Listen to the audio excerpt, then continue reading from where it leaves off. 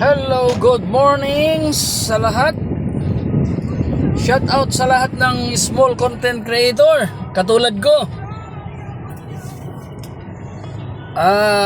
Tip lang, mga ilang tips lang mga kalods, kagulong. Tayo mga content creator na baguhan pa lang, mag-engage tayo ng ma-engage para medyo umangat naman yung bahay natin. Ganon yun.